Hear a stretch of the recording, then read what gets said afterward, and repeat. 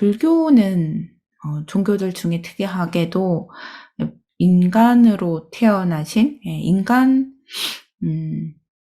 인간을 스승으로 모시는 그런 종교잖아요. 그리고 아까 불교의 목적을 생사해탈이라고 하셨는데, 네, 종합해서 간략하게 여쭤보자면 인간이 그래서 정말 생사해탈을 할 수 있는 걸까요? 네. 그래요. 좋은 것은, 가장 좋은 방식은 그렇게 질문을 하고, 참석하신 분들이 자유롭게 이렇게 이야기를 하고, 제가 정리하는 것이 가장 좋은 형식이라고 생각을 해요. 그래서 이제, 그게 가장 좋을 것 같고요. 지금 이제 말씀하신 것이 뭐냐면, 신을 지향하는 종교가 있고, 온전한 인간을 지향하는 종교가 있더라. 불교는 온전한 인간을 지향하는 종교고, 유일신교에서 신을 지향하는 종교인데요. 그러한 것들에서 아침에 제가 이야기한 것들, 좋은 것은 불교는 온전한 인간이 되려고 하는 것이지 신을 지향하는 것이 아니다. 그런데 불교 공부를 한다면서 마치 신을 지향하는 것처럼 인간을 초월한 어떤 존재가 되고자 하는 그런 마음으로 수행을 하는 것들을 제가 좀 조심스럽고 좀 지양해야 된다라고 글을 올린 것에 대한 말씀이잖아요. 네. 그런 말씀이죠. 저는 그런 질문이나 토론에 있어서 가장 중요한 것이 뭐라고 생각하냐면은, 토론이 잘 되려면 언어를 사용해야 된다는 거예요. 그 원칙이 지켜지지 못하는 토론들은 다람쥐 쳇바퀴 돌듯이 되어지는 토론밖에 안 된다는 거예요. 뭔 이야기냐면, 신이라고 이야기할 때, 온전한 인간이라고 이야기할 때, 나는 무엇을 보고 신이라고 이야기하고 무엇을 보고 인간이라고 이야기하는지를 그냥 방편으로 나는 그걸 그렇게 이야기하고 있다라고 이야기를 하고, 상대편들은 어떤 것을 신이라고 하고 어떤 것을 인간이라고 할까를 갖다 궁금해 가면서 그걸 맞춰보는 과정을 갖는 것이거든요. 이제 그렇게 내가 언어를 쓰면 괜찮은데, 내가 생각하는 신, 절대적으로 맞아. 다른 사람들도 나와 똑같이 신이라고 규정해야 돼. 인간이라는 거 똑같아. 라고 이야기 시작하면, 조금이나 다른 전제에서 시작이 돼버리면 토론 엉망진창이 된다. 결론 안 난다. 이런 것이죠.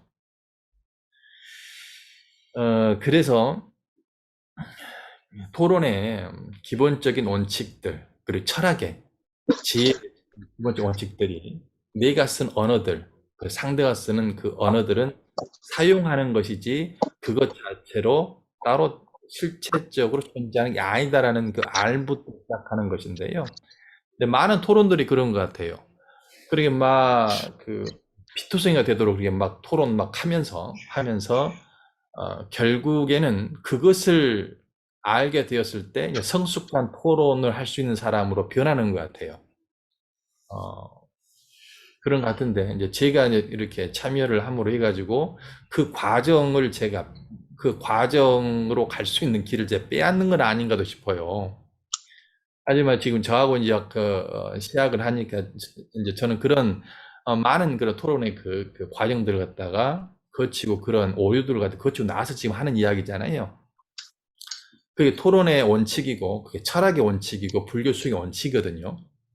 그래서 이제 저랑 같이 담화 토크를 할 때는 그런 원칙들을 항상 염두에 두고, 내가 쓰는 언어에 속고 쓰고 있는지, 속지 않고 있는지를 잘 점검하는 그 일이 저는 가장 중요하다고 생각을 합니다.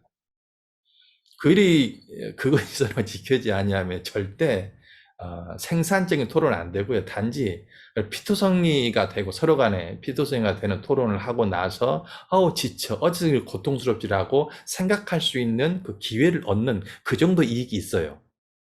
그리고 많은 그런 허망한 토론 후에 이제 조금 더 실속적인 토론을 할 수 있는 그런 자양분을 얻을 수는 있죠.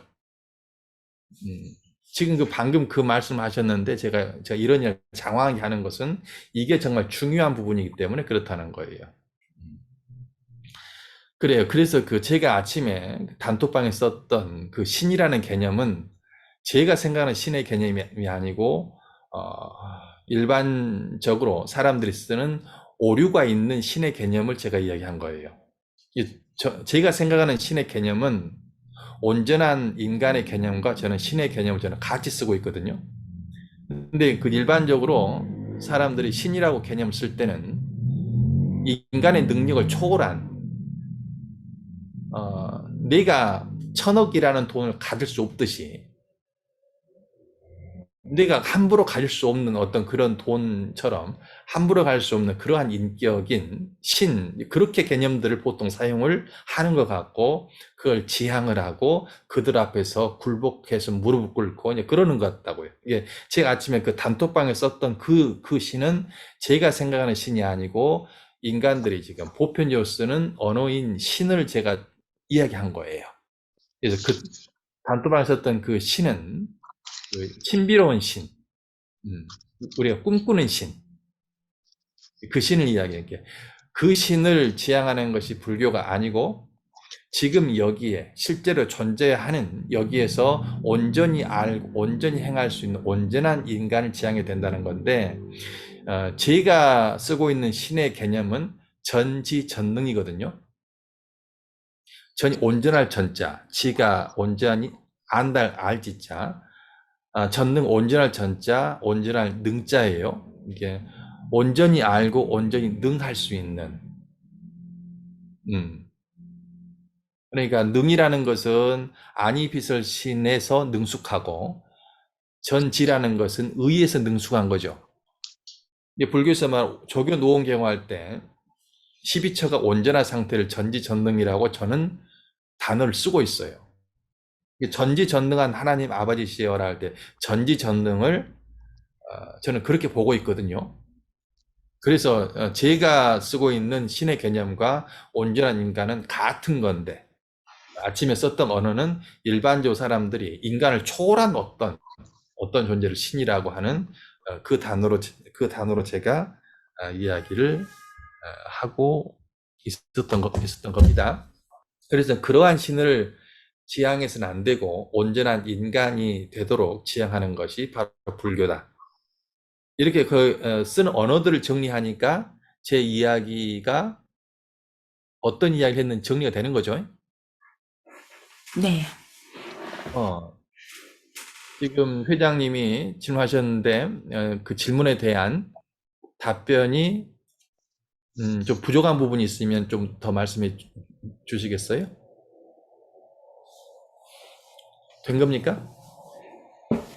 네. 그래서 참 이게 대화라는 것이 만약에 보살님이 저한테 질문을 하셨는데 신이라는 개념과 그리고 인간이라는 개념을 제 생각으로 고정적으로 말을 시켜놓고 이야기하면 많은 말을 할 수는 있겠지만 논란의 여지가 많이 생겨버려. 그런데 이렇게 내가 쓰는 용어, 신이라는 용어와 인간의 용어가 그렇습니다라고 이야기를 하면 논란의 여지가 없고 단지 그 단어를 어떻게 볼 것인가에 대한 토의가 되는 거예요. 그죠? 그래요.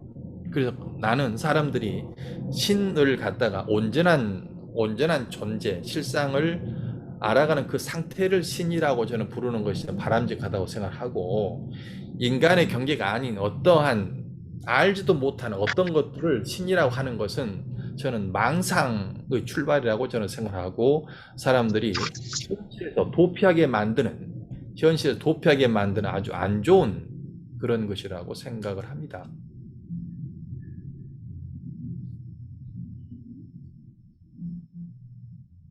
그런 의미에서 제가 그 사람들이 불교 수용을 한다면서도 어떠한 상태, 깨달음의 상태, 마치 있습니다. 방금 우리 회장님 신의 개념과 인간의 개념 이야기할 때 온전히 깨어 있으면서 사람들을 위해서 질문하신 거야? 아니, 본인도 조금이라도 거기 속은 면이 있어요? 전자입니다. 네. 그렇죠. 그래요. 그렇게 되어야 돼요. 그렇게 되면 인생을 살아갈 때 부족함은 있지만 혼란함은 존재하지 않아요. 근데 내가 쓰는 단어에 조금이라도 따로 무언가시 있다라고 생각하는 순간 혼란함이 시작돼요. 네. 그렇죠. 이게 묘하게 그때 언제냐면 혼란이 시작될 때 언제냐면은 멀쩡하던 수행자도 욕심이 생긴다든지 네. 욕심 생긴다든지 아니면 분노할 상황이 된다든지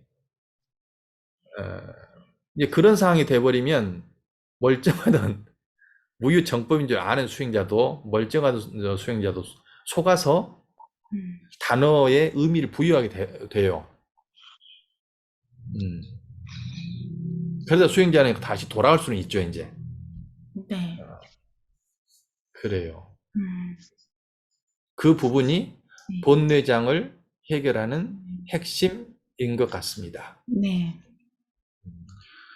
번뇌장, 소지장에 대해서 좀 간략하게 설명을 그래. 네.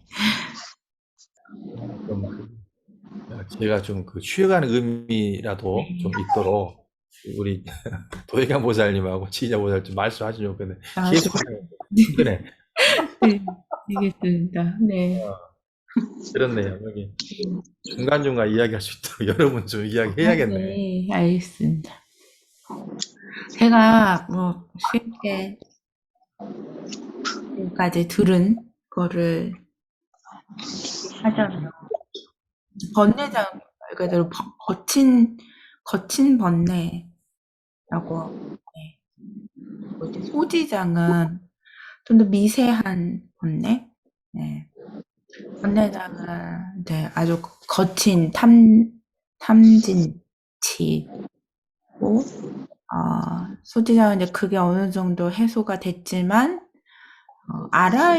응당 알아야 할 것을 알지 못해서 아직 남아있는 번뇌. 그런 선생님께서 늘 강조하시는 실존에 대한 통찰이 되면 일단 번뇌장은 해결이 된 거라고 하셨고, 근데 그걸 통찰하고 나서도 이제 사실은 그게 깨달음이 아니고 거기서부터 이제 지금까지 아주 오랫동안 갖고 있었던 이 습기들, 저의 그런 고집스러운 패턴들, 정말 유전자 측면에서 보면은 수억 년 동안 그렇게 해왔던 뭔가 판단 기준이 그냥 내 생존에 유리하다고, 실제로 그것이 정말로 유리한지 불리한지도 따지기 전에 일단 그런 느낌이 이제 들면 무조건 어떤 거부하거나 무조건 좋아하거나 하는 이런 모든 것들. 약간 지금 마인드풀 명상회에서 하는 공부들은 소지장을 해결하는, 저희가 그렇게 지대방에서 나누는 대화들, 생리학, 심리학, 역사, 정치, 경제, 문화, 이런 것들이, 우리 삶의 문제들을 해결하려면 응당 이제 알아야 되는, 것들을 공부를 하고 있는데, 이게 얼핏 이제 이런 어떤 큰 개념들에 대한 정리를 가 안 돼 있으면 전혀 일반적으로 생각하는 불교적으로 안 보일 수 있는, 사람들이 여기는 사찰인 줄 알고 왔는데, 명상하는 줄 알고 왔는데 불교 얘기는 안 하고 맨날 그런 현대 학문들, 만 얘기하네. 예. 이렇게 보이는 것 같아요. 네. 그래서 이거는 뭐 제가 뭐 질문이라기보다 뭐 이런 이 고민들을 뭐 스님과 뭐 반장님과 음, 이제 어떻게 이렇게 이런 것들을 사람들에게 설명하고 같이 이런 걸 하자고 하는 게 좋을지 네 그런 고민이 좀 있어서 말씀을 들어봅니다. 반장님 어떻게 생각하세요? 예. 그 번뇌장과 소지장이 있고 번뇌장 다음에는 소지장 수행을 해야 된다는 사실조차도 사람들에게 그거를 이해시키고 그렇게 해야 된다고 납득시키기도 굉장히 힘든데 사실 저희가 지금 하고 있는 이 소지장 수행을 또 저희가 안 할 수도 없고 그래서 저희 수행을 하다 보면 어떻게 이제 처음 오신 분들이나 뭐 그런 분들에게는 여기는 명상센터가 맞는지 저도 번뇌장과 소지장의 뜻을 잘 몰랐어요. 방금 회장님이 해주시는 말씀을 듣고, 조금 그냥 이해를 했는데, 지금 하고 있는 게 소지장이구나. 이걸 지금 알았어요. 근데 지대방에서 하는 그런 이야기들이, 물론 이제 불교가 궁금해서 온 사람들한테는 뭐지? 약간 이런 진입 장벽이 될 수도 있지만, 종교적인 걸 떠나서 뭔가,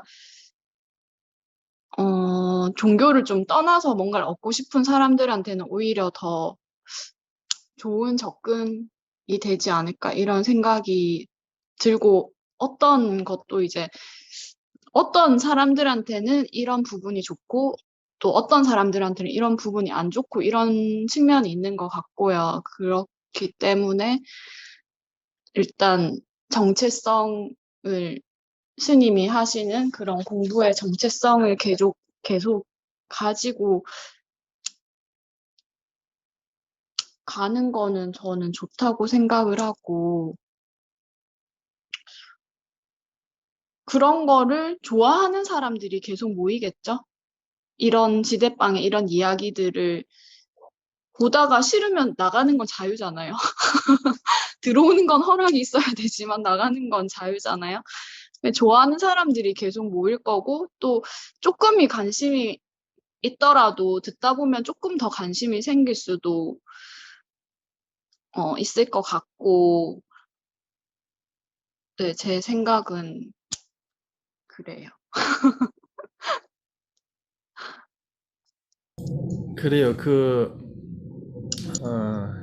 참 마음이 좀 가끔 안 좋은 것이 뭐냐면 불교 공부라고 하는 것은 연기법이고 그리고 사성제면 그렇게 고통의 원인과 고통의 원인의 소멸로 가는 길을 부처님이 깨달은 건데 참 안타깝게도 그걸 이야기를 하면 조금 이상한 걸 불교 명상을 하지 않고 이상하게 흘러가는 것 같다라고 생각하는 사람들이 많다는 것에 대해서 참 가슴이 아파요. 불교와 불교의 실천이 명료한데도 불구하고 만약에 불교 명상한다는데 고통의 원인의 소멸로 가는 어떤 행위를 하지 않는다라면 그러면서도 어떤 불교 명상을 한다고 생각한다라면 그거 참 슬픈 일이잖아요. 인생의 보탬도 안 되고 그런 문제인 것 같습니다. 그리고 이제 우리 도혜가 보살님이 이제 그 번뇌장, 소뇌장 지금 그 단어는 뭐 익숙하지 않지만 그 내용은 항상 우리가 했던 거니까요. 예, 사마타가 번뇌장을 해결하는 주요 라면은 이제 윗바사나가 소지장을 제거하는 주요 그런 거라고 보시면 돼요. 이제 그 그것이 뭐 정확히 맞는 개념인지는 모르겠으나 그런 식으로 이렇게 이해를 하면 되는 것입니다. 어쨌든 뭐 이렇게 카페에서 이야기할 때는 우리끼리 이야기하더라도 이야기가 조금 집중도가 조금 안 되는데 이렇게 줌으로 하니까 지금 우리끼리 이야기를 하더라도 주제에서 벗어나지 아니하고 계속 이야기할 수 있는 그런 조금 더 그 장점도 있는 것 같아요. 그죠? 그런 것 같습니다. 또 거기 두 사람은 또 마이크 끄고 한 사람 이야기하니까 조금 더 집중도가 있고 자신의 말에 책임도 있고 더 좋은 면들이 있는 것 같습니다. 저기 이제 우리 지휘자 보살님이 이렇게 뭐 어떤 의제를 좀 이야기했으니까요. 우리 그 반장님도 한번 뭐 좀 궁금한 거나 또 생각난 걸 좀 이야기를 해서 또 같이 또 이야기해 볼 수 있는 주제를 더 해봤으면 좋겠습니다. 네.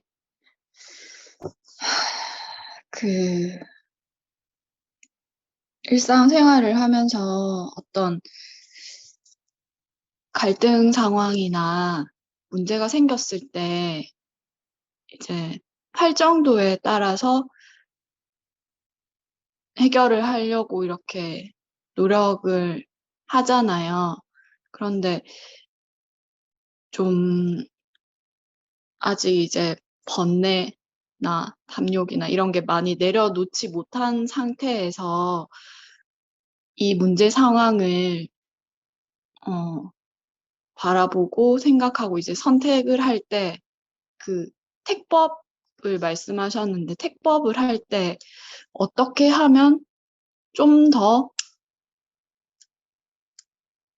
합리적은 아니고 어떻게 하면 좀 더 바른 선택을 할 수 있을까요? 그러니까 탐욕이나 이런 것들이 좀 아직까지 많은 상태에서 일상생활에서 어떻게 하면 좀 더 바른 선택을 할 수 있는지가 궁금합니다. 우리 그 회장님도 어쨌든 뭐 저랑 많은 시간 동안 이야기했으니까 이런 시간 동안 저기 마미 스님의 그 건강을 위해서 좀 휴식을 하라고 하고 우리 보살님 한번 또 쭉 말씀하실 바에 또 거기 이제 끝나고 나서 좀 덧붙일 것이 있으면 덧붙이고 이제 마음껏 말씀하세요. 네. 그래서 저도 그런 질문을 정말 스님께 한두 번도 아니고 많이 했던 것 같아요. 어떻게 해야 될지 모르겠고, 내 선택에 자신이 없고, 이런 선택을 하면 안 될 것 같은, 뭐, 어떻게 해야 될지 모르겠고, 지금 당장 지혜가 없는데, 네. 그럴 때,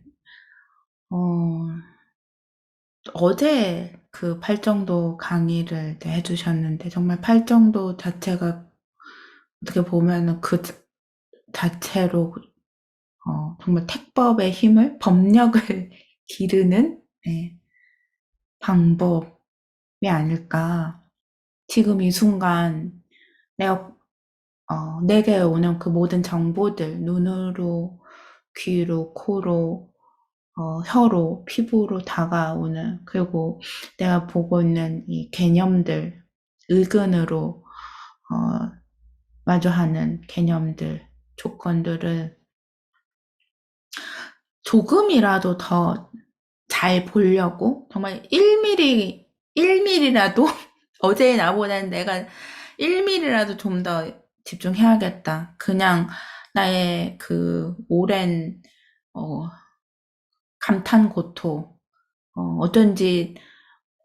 어쩐지 막 좋으면은 확 끌리고 어쩐지 싫으면 확 뒤돌아서는 이거를 1mm라도 멈추고 1mm라도 지금 이 상황을 일단 보려고 있는 그대로 보려고 노력은 해야겠다. 지금까지는 정말 나는 노력도 안 하고 정말 아주 오랜 그 생존 본능, 방어 기제가 시키는 대로만 움직여 왔구나. 그런 노력은 전혀 하지 않아 왔구나. 그래서 1mm라도 일단은 그러려고 지금 이 순간 바로 그렇게 하려고 노력하고 최대한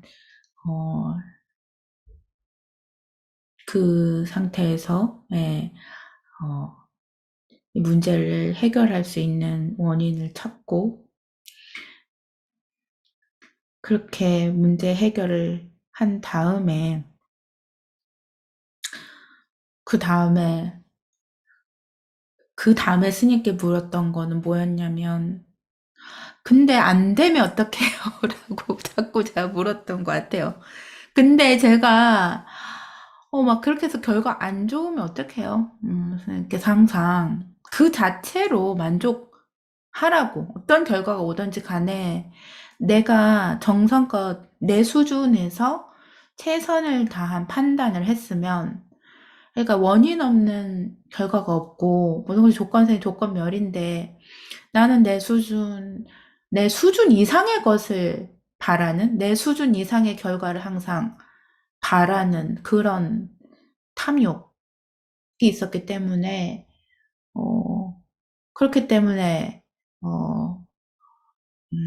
항상 지금 이 순간에 내 판단을 제대로 하려는 노력보다는 그런 안 되면 어떡하지라는 두려움과 그럴 바에는 안 해버리겠어라는 회피 속에서 택법의 힘, 담마 위자야, 법력을 길러볼 생각도 안 하고 살아왔는데요.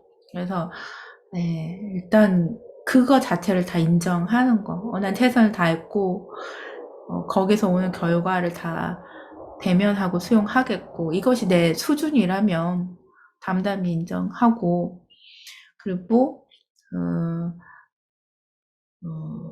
팔정도의 5번 정정진 이 사건이 끝난 다음에는 되돌아보고 반성할 것을 반성하고 잘한 것을 또 잘했다고 생각하고 그렇게 돌아본 다음 다시 명상 수행을 하고 그러니까 지금 이 일상 속에서 또 이런 일들이 계속 반복될 거니까 조용한 곳에 가서 이 힘을 기를 수 있는 이런 힘을 기를 수 있는 연습 점 하나를 놓고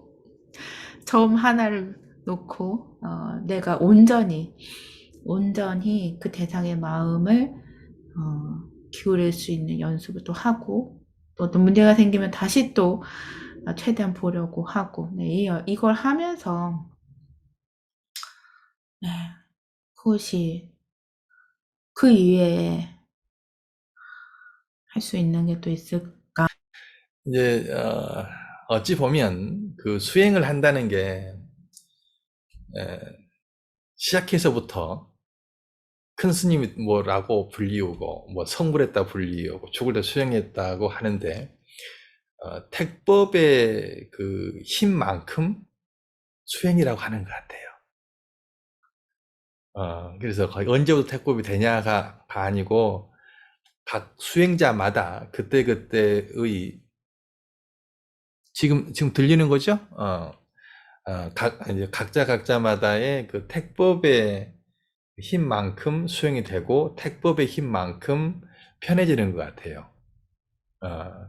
그러니 어떻게 하는 것이 바른 택법이에요? 라는 질문에 계속 발전해 가는 것이지 어떤 게 정답이나 정답 알았다 몰랐다 그건 아닌 것 같아요. 택법이라는 것은 선법과 불선법인데 얼마나 더 명료하게 선법과 불선법을 분간하느냐 이제 그것이 법력의 문제인 것 같고요. 그렇습니다. 그래서 택법을 어떻게 해요? 라고 하는 것에 대한 답이 우리가 아마 항상 말하는 뭐 팔정도 육바라밀 그런 것들이 다 이제 그런 것들인데 그건 이제 그 면밀히 살펴보면 그거예요. 택법을 하면은 어디에서 하는 거예요? 택법을 어디에서? 이제 손 들고 발언하셔봐요. 택법을 어디에서 하는 거예요?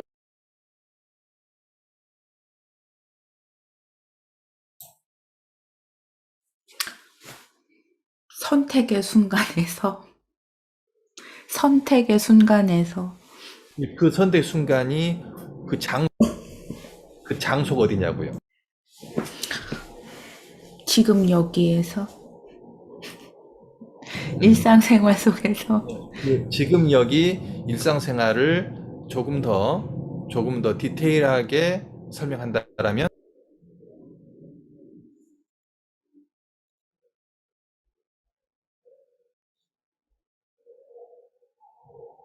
문제가 생겼을 때. 그 문제가 생겼을 때인데 그 상황이 벌어지는 그 자리를 조금 더 자세히 이렇게 실제적으로 내가 지금 해야 되잖아요. 그곳이 어딘지를 조금 더 명료하고 자세하게 설명한다라면 그 반장님도 생각나면 말씀할 수 있고요. 판단, 그러니까 정보 수용해서 판단할 때.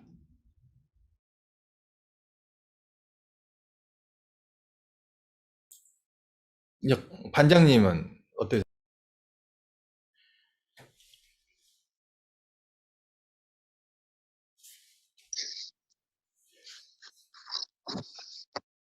잘 모르겠습니다. 수행하는 장소. 자, 거기 제가 또 이야기를 하면 또 자빠지지 마세요. 야, 이렇게 안 되는구나. 거기 뻔히 알고 있으면서도 그 질문하면 답이 안 나오는구나. 가장 네, 말씀하세요. 마지막으로 도전해보겠습니다. 대상과 만날 때? 대상과 만날 때인데 그걸 더 명료하게 확실하게 그 장소를 표현한다라면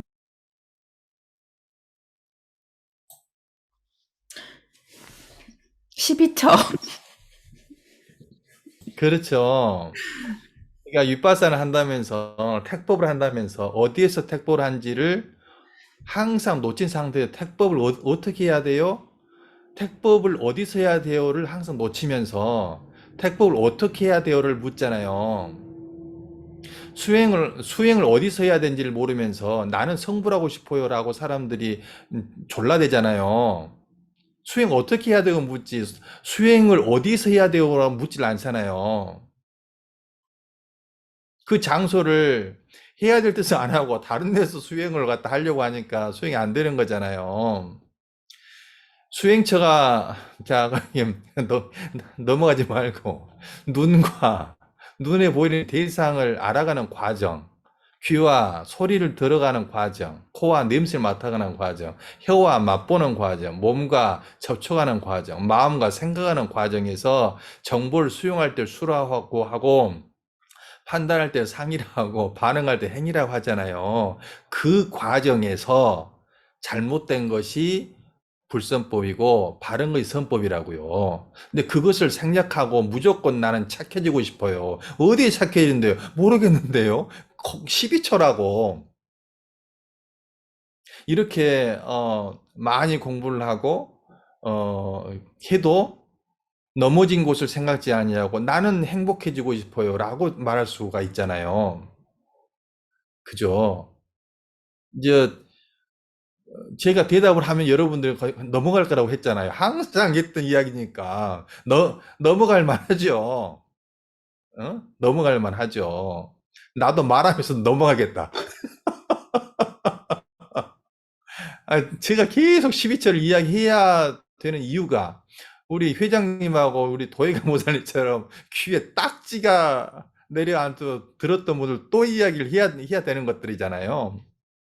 그래요. 그 12처에서 하는 것이라서 택법을 할 때는 만약에 12처에 관심을 두지 않는 상태에서 내가 어떻게 택법을 해야 될까 걱정한다라면 그 말이 맞겠어요? 맞지 않죠. 그래서 지금 내가 택법을 어떻게 해야 돼요 하면은 내가 지금 뭘 보고 있는지, 뭘 듣고 있는지, 뭘 냄새 맡고, 뭘 맛보고, 뭘 접촉하고, 뭘 생각하고 있는지를 본인을 봐야 되잖아요. 그게 윗바사나라고요. 윗바사나 싹디를 하고 있지 않은 상태에서 내가 어떻게 살아야 돼요 고민한다는 것은 땅을 짚지 아니하고 일어서려는데 어떻게 일어서냐고 이야기하는 거예요. 그래서 윗바사는 하는 것이고 매 순간 싹디를 놓지 말라고 하는 거예요. 근데 이걸 제외해 놓고 나는 어떻게 살아야 돼? 어떻게 하는 것이 바른 택법이죠? 라고 묻는 것은 절대 답을 낼 수 없죠. 그렇기 때문에 항상 윗바사나 사티 상태를 놓치지 말고 살으라는 거죠. 그죠? 근데 그 과정이 이 육근이 정보를 수용하는 과정이 있고 정보를 판단하는 과정이 있고 반응하는 과정이 있다고 했잖아요. 여기에서 혹시 내 고정관념이나 어떤 트라우마가 간섭하지는 않는가를 잘 보는 거예요.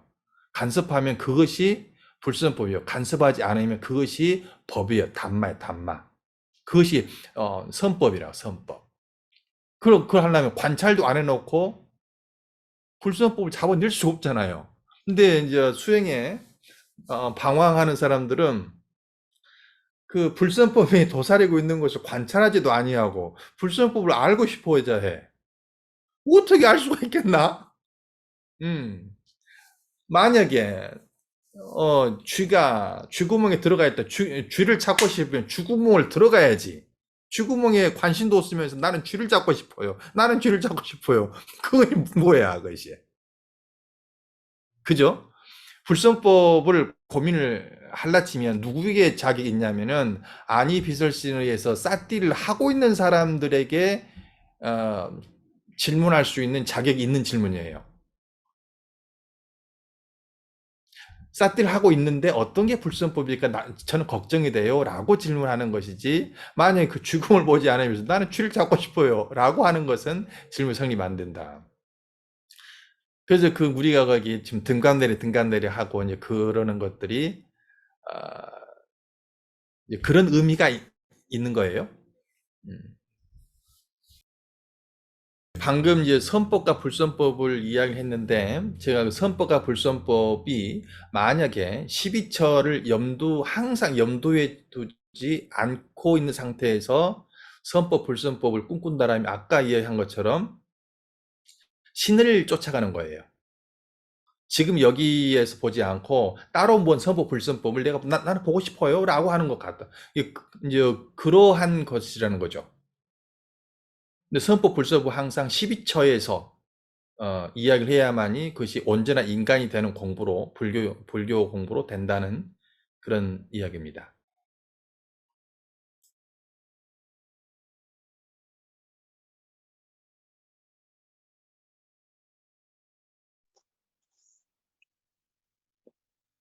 어, 저의 그런 마음들을 관찰하다 보면 저는 질투가 되게 많은 사람인 것 같아요. 예전에는 질투가 있다고 인지조차 못했던 것 같은데 어떤 문제 상황이나 이런 게 있을 때 그 안을 들여다보면 그 상대에 대한 질투? 저 사람보다 내가 더 잘 되고 싶다? 이런 마음이 좀 많은 것 같아요. 그런 마음은 어떤 심리 때문에 그런지, 그리고 그걸 어떻게 좀 수행해 나갈 수 있는지, 질투에 대해서 궁금합니다. 이제 회장님 또 거기에 대해서 한번 또 생각을 좀 말씀하시면 좋겠네요.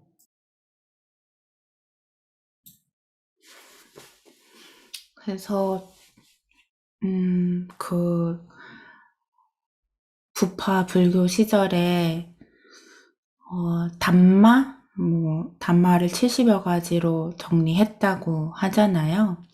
그러니까 어떤 가장 물질이라든지 심리 현상의 그런 개념이 아니라 속성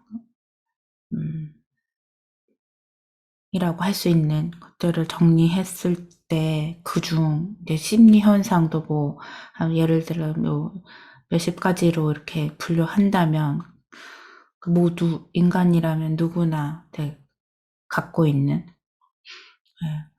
거기에 질투가 있다고 선생님께서 설명을 해주셨어요. 네. 그래서 저도 당연히 나는 그런 거 없는데요 라고 말하고 싶은데 이게 간이 있고 쓸개가 있고 위장이 있는 것처럼 인간은 질투가 있다. 네.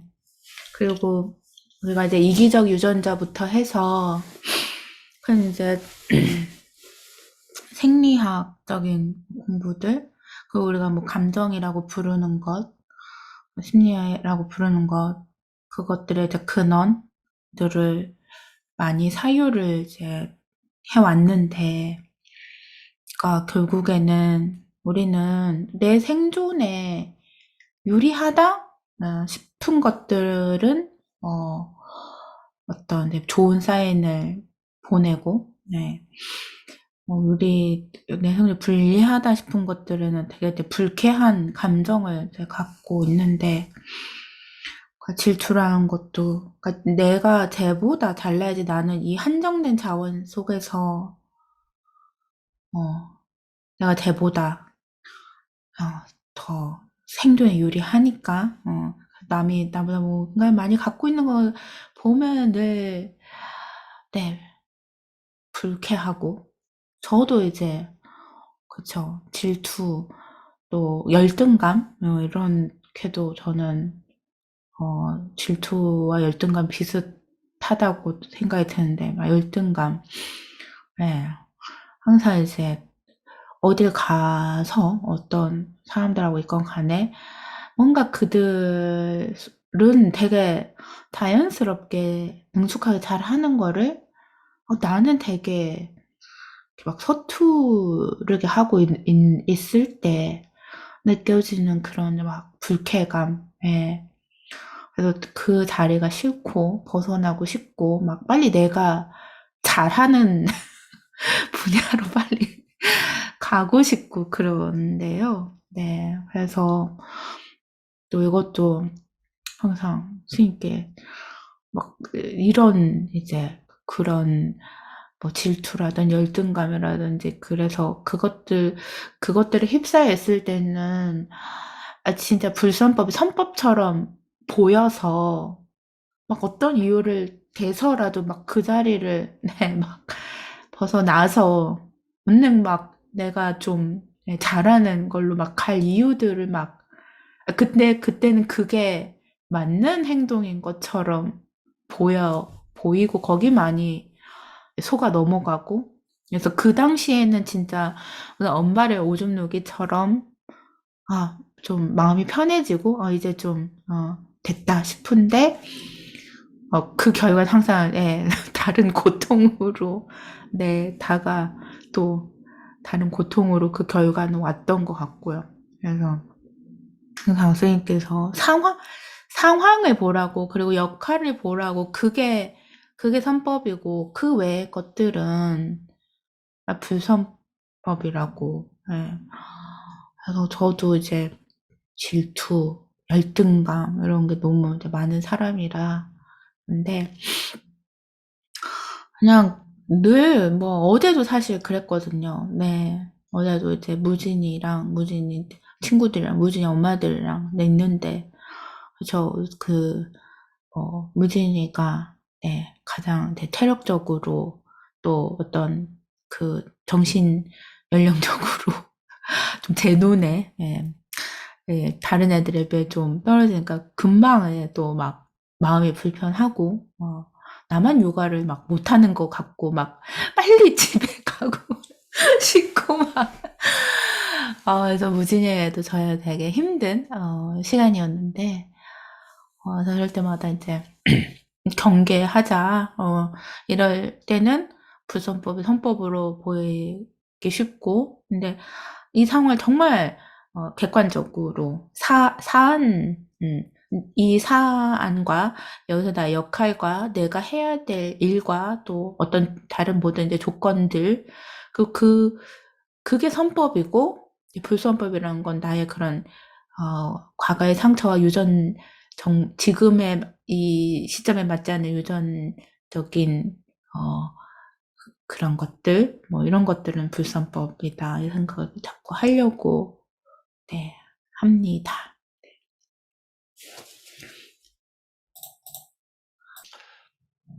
그래요. 이렇게 도영호 보살님이 이제 질투에서 질문하시고 회장님이 또 이렇게 쭉 말씀을 하셔서 참 그 풍성한 것 같아요. 풍성한 참 좋습니다. 거기 오프라인보다도 차라리 더 좋은 것 같아요. 이 대화의 내용들의 그 흐름들이 좋은 것 같습니다.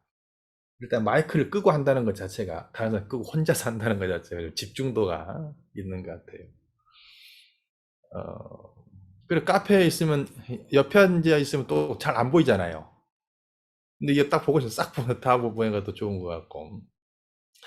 그래요. 또 거기 제가 또 다른 관점에서 이제 이야기한다라면은 질투가 일어나는 이유를 한마디로 이야기한다라면은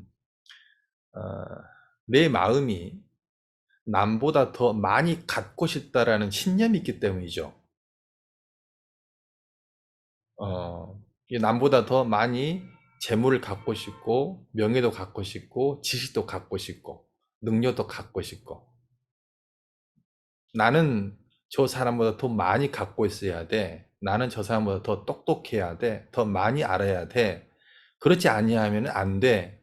라는 마음가짐이 없는 사람이 질투심이 일어날 리가 없죠. 근데 사람마다 그 마음이 많은 사람이 있고 좀 적은 사람이 있고. 근데 그 법을 아는 사람은 그런 마음 자체가 존재하지 아니하고. 제 입장에서 그런 것 같아요. 제가 잘하는 분야에서는 질투심이 많이 안 일어나는 것 같아요. 거기는 열등감이 없으니까. 근데 내가 못하는 분야에서 질투심이 일어나고 마음이 옹졸해지고 그러는 것 같아요. 저는 어떤 공부하는 분야에 있어서는 내가 모르더라도 그냥 아무 생각 없이 그냥 물어봐요. 그리고 배워. 그런데 어떤 조직 관리를 한다든지 할 때는 서투르잖아요. 그러니까 그런 부분에서 약간의 문제점이 생기면은 제가 마음이 약간 심장이 뛰는 것 같아. 잘 못하니까. 제가 그렇게 통솔을 갖다 해야 되는데, 내가 통솔이 안 되네? 라고 할 때는 제가 약간 긴장하는 것 같고, 이러면 안 되는데? 라고 이렇게 좀 이렇게 질투심도 일어나기도 하고, 이제 제가 다른 스님들과 같이 있으면은, 신도님들 만나는데, 다른 스님들 만나면은 이제 그 신도님들이 그 스님 좋아하면 어떡하지? 라는 마음도 있고, 그러지 않겠어요? 그게 이제 질투심이잖아요. 질투심인데, 그냥 공부만 하고 있을 때는 다른 스님이 이야기하더라도 혹은 다른 신도가 이야기하더라도 모르는 건 배우고 아는 건 이야기하고 아무 문제가 없어. 근데 일상생활 갔을 때 내가 서투른 분야에서는 내가 힘이 약한 것 같으면은 질투심이 일어나고 이제 분노가 일어나고 잠자려고 할 때 떠오르고 그러잖아요. 이제 그게 이제 미성숙한 건데요. 이게 내 마음에가 이런 것은 내 인생에 존재하지 않아라는 어떤 믿음 때문에 그러는 것 같아요. 그러니까 질투가 왜 일어나냐는 그 근본적인 어떤 원인은 내가 더 많이 소유하고 싶다라는 신념 때문에 그런 것이고요. 그리고 조금 더 풍부하게 이야기를 한다라면은 무와 이치를 모르기 때문이에요.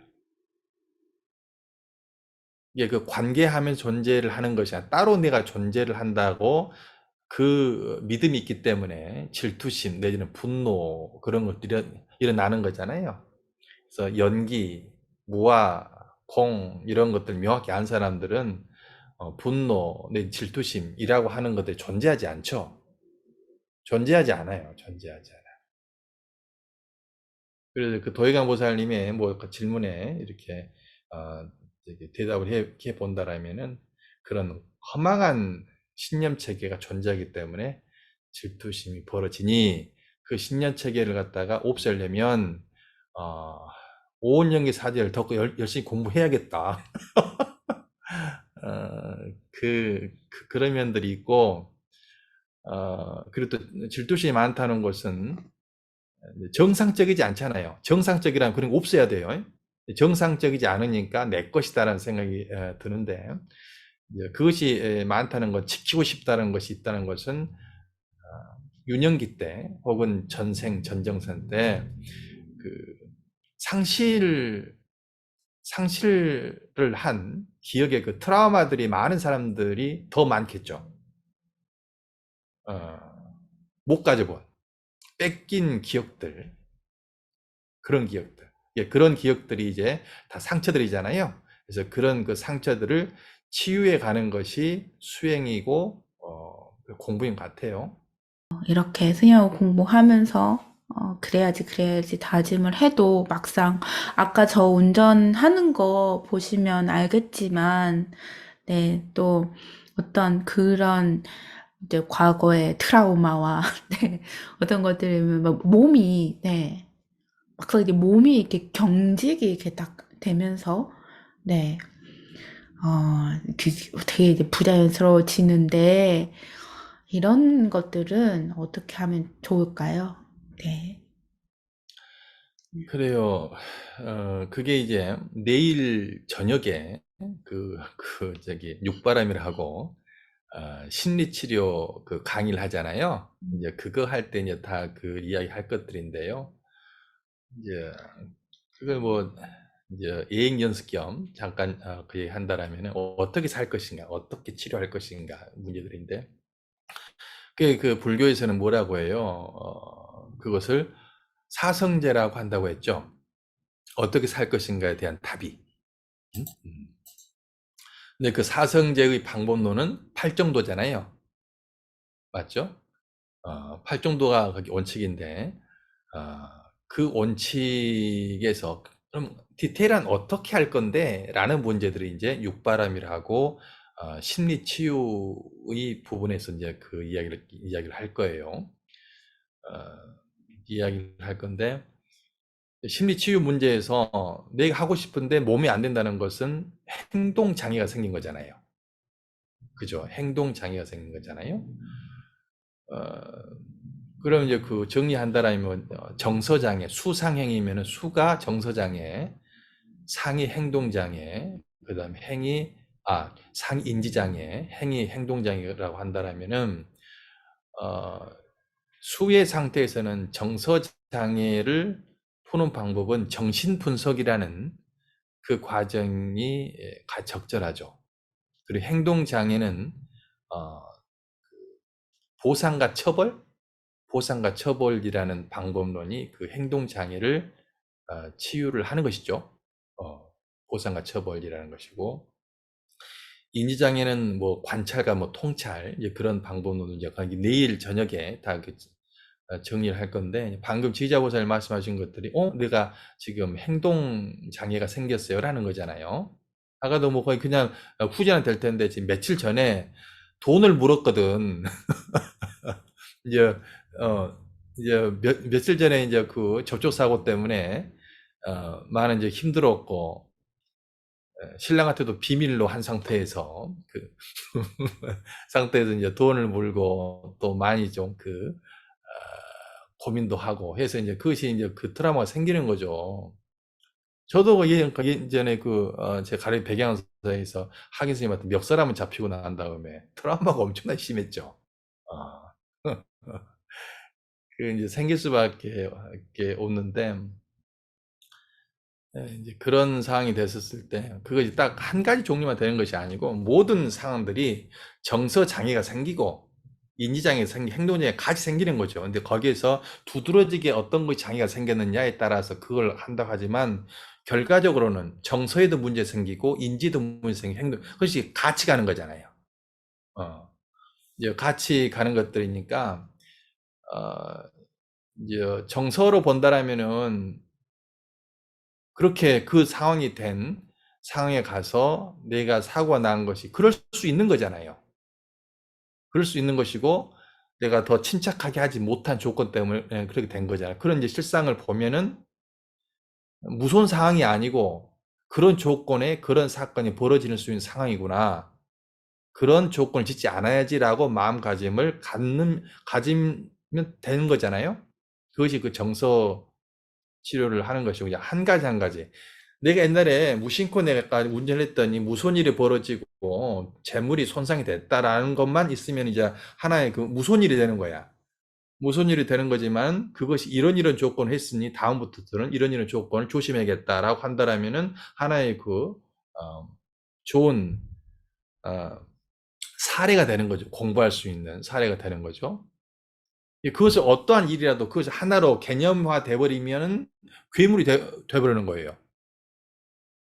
어렸을 때 거기 어떤 남자한테 어떤 성추행 당했던 나쁜 추억이 있으면 평생 어떤 남자들에 대한 증오심이 불타잖아요. 근데 모든 남자가 그런 건 아니잖아. 그때 그 상황에서 그 사람과 어변이 얽힌 거잖아. 근데 모든 남자를 일반화시켜버리면 모든 남자를 싫어하게 되고 두려워하게 되어버리는 것들이 있잖아요. 그러니까 그 상황 자체도 그 접촉사고가 날 때 그 상황 자체를 개념화 시켜버리니까 뭐 장애가 생겨버리는 거잖아요.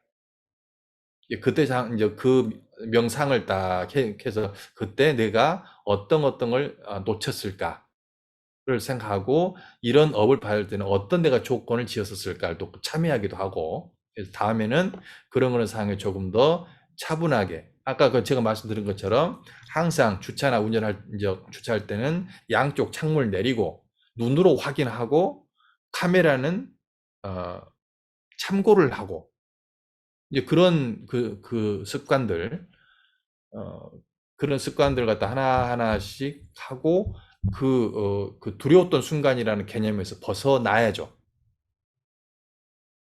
그죠? 백양사에서 이제 저를 갖다 그 멱살을 잡고 이제 막 욕을 했던 학인 때문에 제가 거기 미얀마 파옥 가가지고 5개월 동안 화병이 났잖아요. 화병이 나가지고 그놈의 자식이 내가 거기 가르치던 학인 내 멱살 잡고 욕을 했단 말이야? 너무너무 분하지.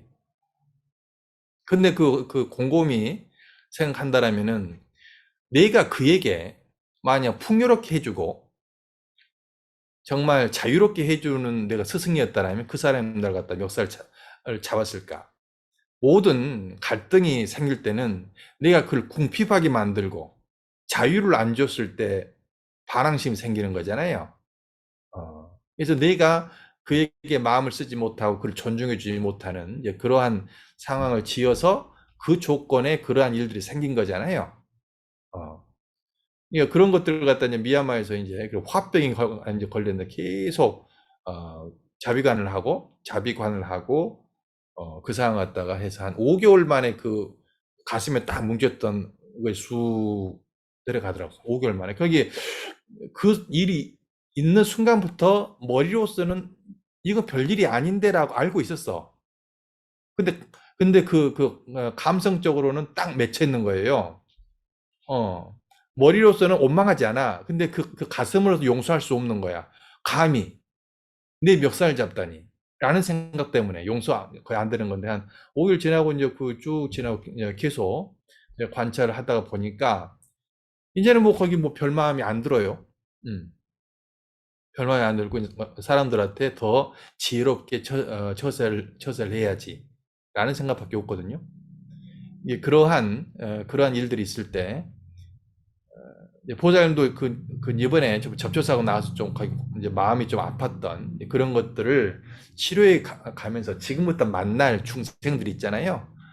그들이 모든 장애들이 걸렸을 때 내가 어떻게 그들을 조언해주고 그들을 그 장애에서 벗어내 만들까를 한번 연습하는 모든 수행자들은 자신의 모든 어려움들을 똑같은 어려움을 겪은 사람 만났을 때 해결해 줄 수 있는 자원으로 삼아야 돼요. 수행자들은 그런 겁니다. 왜? 모든 상황은 사실 심각한 상황이 아니거든요. 모든 상황은 심각한 상황이 아니다고. 근데 내가 심각하게 받아들이는 건 내가 병에 걸렸다는 거예요. 다른 중생들이 그렇게 나한테 다가왔을 때 내가 어떻게 해줘야 되지? 내가 이 상황을 겪지 못했으면 내가 그렇게 못할 텐데 내가 그때 그 일이 있어서 내가 할 수가 있겠네? 라고 생각하고 나에게 문제가 있을 때 해결해 가면서 공부를 하라고.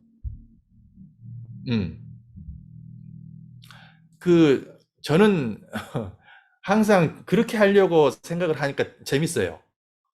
문제가 생겼을 때 고통스러운 마음이 해소가 되는 방법을 연구하는 시간으로 삼았거든요. 그러니까 내일이라고 생각이 안 되고 다른 사람 포교하고 다른 사람을 해결해 주는데 내가 소스가 생겼네? 라고 생각하고 내가 계속 하다 보면 딱 벗어나는 과정 가만히 봐. 그러면 그대로 이제 다른 사람 만났을 때 내가 해결해 줄 수 있는 능력이 생기는 거예요. 저는 이제 그렇게 생각을 하고 보살님 이제 그 일도 마찬가지로 이제 그렇게 생각을 하시고 차근차근히 가만히 앉아서 그때 벌였던 일들을 갖다가 영상으로 보시기 바래요. 그게 그 정신 분석이에요. 그 심리학자들이 정신 분석을 해서 그 사람 심치를 하는데 정신 분석하는 것이 그 사건을 대면하게 만들어요. 그래서 그 대면했던 그때 순간의 어떤 감정의 오류, 인식의 오류, 행위의 오류를 통찰하게 만드는 거예요. 그죠? 어떤 어려움이 생길 때 여러분들도 그 과정을 여러분들 스스로 할 줄 알아야 돼. 스스로를 하면 다른 이들에게 이제 본인 수행이 되고 다른 이들에게 포교할 때 그게 다 자원이 된다고. 또 그렇게 하는 게 윗바사는 수행이 맞고요.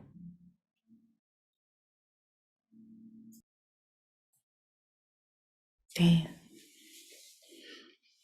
그렇게 해야겠습니다. 네. 처음에 스님 만났을 때 스님께서 어디로부터 해탈이냐고 그렇게 말씀하시면서 개념으로부터의 해탈이라고 이제 말씀해 주셨는데, 그때 이제 무슨 말인지 잘 몰랐는데, 정말 이 중생들이 갖고 있는 병은 그런 정말 일반화, 개념화, 운전은 너무 무서운 거야. 나는 어, 운전을 계속 하다가는 큰 돈을 물을 거야. 예, 그 사건을 그 사건에 관련됐던 그런 정서인지 행동 거기서 어디가 오류가 났을까, 어떤 조건이었을까를 찬찬히 생각을 안 하고 그냥 떠올리기 싫어하잖아요. 네, 떠올리기 싫어. 그냥 빨리 잊어버리고 딴 거 이거 잊을 수 있는 다른 일을 하고 이건 어떤 그런 개념 속에 앞으로 운전 안 하면 되지 뭐 이렇게 개념 속에 이렇게 꽁꽁 묶어놓고 그런 것 같아요. 그래서 또 정말 네, 처음 스님 만났을 때 들었던 그 말씀들의 의미가 또 새록새록 다가오는 것 같습니다. 네. 끝났습니다. 그래요. 이렇게 줌으로 이렇게 처음으로 담화 토크를 하는데요. 집중도가 참 좋은 것 같네요. 집중도가. 이게 서로의 말들을 경청할 수 있는 조건이 되는 것 같아요. 그냥 오픈해서 만나면은 한 사람마다 딱 중간에 끊고 들어오기도 쉽잖아요.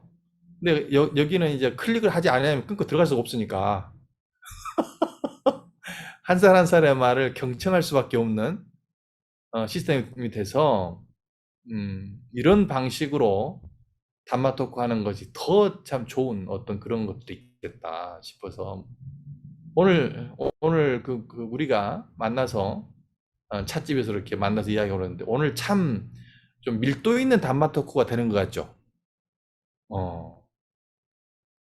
그래요. 거기 시간이 지금 3시 28분이에요. 그래서 이제 도희강 보살님이 좀 말씀 많이 안 하셔서 좀 거기 뭐 소감 한 말씀하시고 오늘 담화 토크를 끝내면 되겠죠?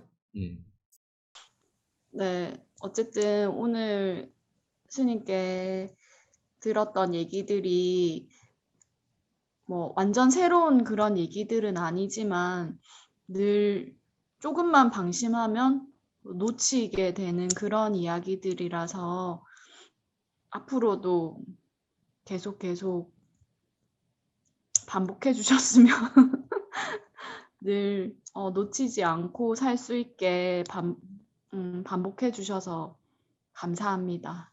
네, 잘 들었습니다. 수고하셨습니다.